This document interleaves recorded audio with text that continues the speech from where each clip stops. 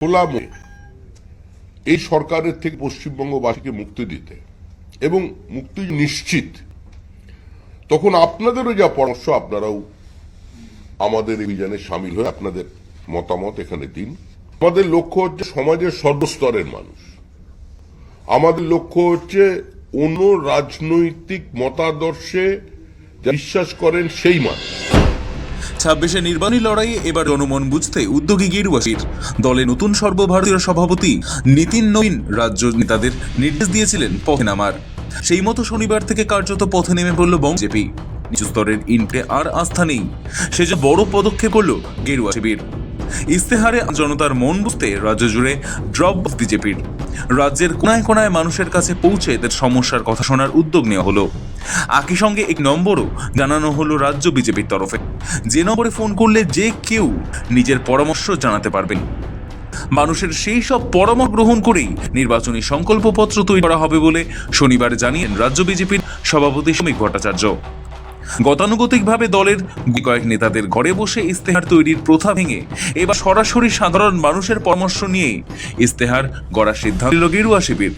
কিন্তু আমরা বলছি যে আমাদের যে সংকল্পপত্র হবে, যা নিয়ে আমরা মানুষের সামনে নির্বাচনে যাব, সেটা যেন সর্বব্যাপী হয় এবং সর্বস্পর্শী হয়। তার লক্ষ্যে আমরা সংকল্পপত্র পরামর্শ অভিযান শুরু করছি এই সরকারের থেকে পশ্চিমবঙ্গবাসীকে মুক্তি দিতে এবং মুক্তি যখন নিশ্চিত, তখন আপনাদেরও পরামর্শ আপনারাও আমাদের এই অভিযানে সামিল হয়ে আপনাদের মতামত এখানে দিন। এই নাম্বার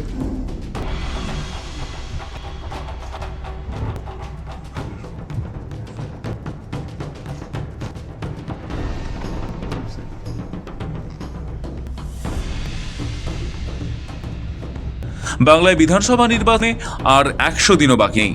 নির্বাচনে যে কোনো রাজনৈতিক দলের কাছে নির্বাচনী ইতিহাস খুব গুরুত্বপূর্ণ। যদি তারা ক্ষমতায় আসে, তাহলে আগামী 5 বছর কি কাজ করে ইস্তেহারে তা তুলে ধরে রাজনৈতিকগুলি। আর সেই ইস্তেহার তৈরি করতে গিয়েই মানুষের কাছে পৌঁছে যাওয়ার সিদ্ধান্ত নিল রাজ্য বিজেপি। সাংবাদিক বৈঠকে শ্রমিক ভট্টাচার্য বলেন, এই সরকারের হাত থেকে পশ্চিমবঙ্গবাসীর মুক্তি যখন নিশ্চিত, তখন বাংলার মানুষই পরামর্শ দিক। 18 ফেব্রুয়ারি পর্যন্ত পরামর্শ দেওয়ার জন্য রাজ্যের 1000টি জায়গায় ড্রপ বক্স থাকবে। শুধু ড্রপ বক্স নয়, একটা টোল ফ্রি নম্বর থাকছে। নম্বরটি হলো 9727294294। এছাড়া মেল আইডি থাকছে। কিউআর কোড স্ক্যান করে বিজেপির ওয়েবসাইটে গিয়ে পরামর্শ জানানো যাবে। বিজেপির লক্ষ্য হচ্ছে সমাজের সর্বস্তরের মানুষ। পশ্চিমবঙ্গে ভারী শিল্প আনতে হলে শিল্পবান্ধব রাজ্যের জন্য কি করতে হবে তার পরামর্শ চাইছে শিল্পপতিদের কাছ থেকে। 10,000 চিঠি লেখা হচ্ছে সমাজের বিভিন্ন ক্ষেত্রে মানুষকে। আশা করছে ফেব্রুয়ারি মাসের শেষে সংকল্পপত্র মানুষের কাছে যাবে। কার্যত এই মুহূর্তে পশ্চিমবঙ্গে যে সরকারটা আছে, সেটা জীবন্ত জীবাশ্ম, লিন ফসিল। পরিবর্তন শুধু অবশ্যম্ভাবী নয়, পরিবর্তন নিশ্চিত হয়ে গেছে। কিন্তু একটা নতুন সরকার তৈরি করবার লক্ষ্যে পশ্চিমবঙ্গের মানুষের এই দুর্বিষহ যন্ত্রণা, প্রতারিত মেধা, সীমাহীন দুর্নীতি, একটা হেজিমনিকে রিপ্লেস করে আরেকটা হেজিমনিকে বসিয়ে দেওয়া, চাপিয়ে দেওয়া মানুষের বুকের ওপরে, এর থেকে যখন মানুষ নিজেদের পরিত্রাণ চাইছে, মুক্তি চাইছে এই গভীর অসুখ থেকে, তখন আমরা আমাদের দলের পক্ষ থেকে স্থির করেছি যে আমাদের যে বক্তব্য, বিকশিত পশ্চিমবঙ্গ, পশ্চিমবঙ্গের সার্বিক বিকাশ,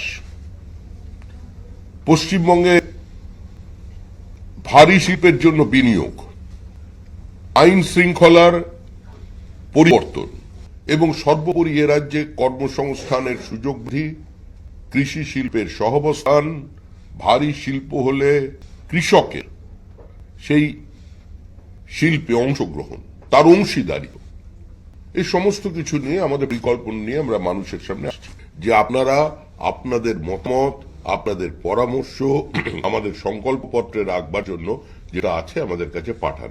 এরপর থেকে এগিয়ে কাজ আমরা শুরু করব এবং পরবর্তীতে আশা করা যাচ্ছে যে ফেব্রুয়ারি মাসের শেষেই আমরা এই সংকল্পপত্র সঙ্গে নিয়ে আমরা আমাদের দলীয় কার্যক্রম প্রত্যেক ক্ষেত্রে মানুষের কাছে যাব। বিজেপির রাজ্য সভাপতি আরো বলেন, অতীতে বাংলায় দেখা গিয়েছে ইস্তেহার নির্বাচনের শেষ মুহূর্তে প্রকাশ করা হতো। দলের কয়েকজন মুষ্টিমেয় এই ইস্তেহার করে কোনো দলের সরকার না হয়ে যাতে মানুষের সরকার হয় সেই সংকল্প পথে মানুষের পরামর্শ নেওয়া হচ্ছে বলে জানান টমিক। অতীতে আমরা দেখেছি পশ্চিমবঙ্গের রাজনীতিতে একদম শেষ মুহূর্তে ম্যানিফেস্টো তৈরি হতো, পার্টির ইস্তাহার অনেকে দেখতেন না, পার্টির ইস্তাহার শুধুমাত্র মুষ্টিমেয় মানুষের মধ্যে, শুধু দলের কিছু মানুষের মধ্যে, শুধু দলের মধ্যে সীমাবদ্ধ ছিল। কিন্তু একটা সরকার তো শুধু দল নিয়ে চলতে পারে না, নির্বাচিত হয়ে যাওয়ার পর সে তো শুধু বিজেপির সরকার থাকবে না, সেই সরকারটা পশ্চিমবঙ্গ রাজ্য সরকার তৈরি হয়। বিজেপির লক্ষ্য সমাজের সর্বস্তরের মানুষের কাছে পৌঁছানো, রাজ্যে ভারী শিল্প আনতে এবং শিল্প বান্ধব পরিবেশ তৈরিতে শিল্পপতিদের কাছ থেকেও সুনির্দিষ্ট পরামর্শ চাওয়া হচ্ছে। আমাদের লক্ষ্য হচ্ছে সমাজের সর্বস্তরের মানুষ, আমাদের লক্ষ্য হচ্ছে অন্য রাজনৈতিক মতাদর্শে যারা বিশ্বাস করেন সেই মানুষ, আমাদের লক্ষ্য হচ্ছেন অসংগঠিত শ্রমিক, কৃষক, আমাদের লক্ষ্য রাষ্ট্রবিজ্ঞানী, আমাদের ঐতিহাসিক, যারা পরিবেশবিদ, যারা চিকিৎসক, যারা ইঞ্জিনিয়ার, প্রত্যেকে। বিজেপি যে বক্স করছে, প্রথমত সব জায়গায় রাখবার জায়গা নেই বক্সগুলো, আর যেখানে রাখবার জায়গা আছে সেখানে দিলীপ বাবুর লোকেরা গিয়ে বলবে যে তৎকাল দলবদলুগুলো তাতে দল চলে গেছে, এদের মানি না, আর তৎকাল দলবদলুরা বলবে যে পুরনোদের মানি না, ওরা ব্যর্থ। তো এই বাক্সটাতে দেখা যাবে কাঁচের ঘরে বসে ওরা মারামারি করবে।